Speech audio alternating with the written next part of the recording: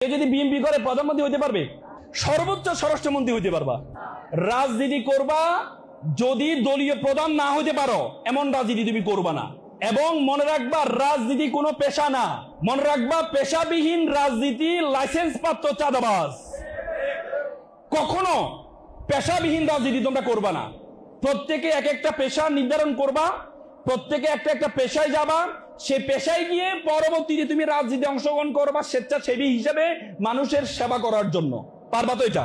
আচ্ছা, এখানে যারা টার্গেট করেছো রাজনীতিবিদ হবে, এমন টার্গেট কার কার আছে? হাত তোলো। আমাদের বোনরাও দুইজন তিনজন হাত তুলছে, রাজনীতিবিদ ছেলেও কয়েকজন হাত। আচ্ছা, আমাকে বলো তো, রাজনীতি কি কোনো পেশা? রাজনীতি কি পেশা নাকি? রাজনীতি কোনো পেশা?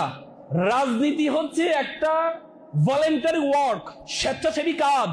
তোমার একটা পেশা থাকবে, তুমি একটা যোগ্যতা অর্জন করে তুমি তোমার পেশাটা লিড করবে, পাশাপাশি ভলেন্টারি ওয়ার্ক হিসেবে তুমি রাজনীতিতে জয়েন করবা, তোমার দেশকে ভলেন্টারি স্বেচ্ছাসেবী একটা শ্রম দিয়ে দেশকে সুন্দর করার জন্য।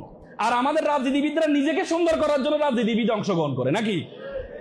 মনে রাখবা, এমন রাজনীতি করবা যে রাজনীতিতে তুমি দলের প্রধান হতে পারবে না, এমন কোন রাজনীতি বাংলাদেশে করবা না। এমন দলে অংশগ্রহণ করবা না যে দলে তুমি দলীয় প্রধান হতে পারবা না। বাংলাদেশে অনেক দল আছে না, দলীয় প্রধান হইতে চাইলেও তুমি হতে পারবা না? আছে অনেক যোগ্য ব্যক্তি আছে, তুমি মানে তোমার যদি বেশি যোগ্যতা থাকে, তুমি সর্বোচ্চ কি হতে পারবা? স্বরাষ্ট্রমন্ত্রী হতে, কিন্তু প্রধানমন্ত্রী হতে পারবা? পারবা? পারবা? আচ্ছা, কেউ যদি আওয়ামী লীগ করে, সে প্রধানমন্ত্রী হতে পারবে?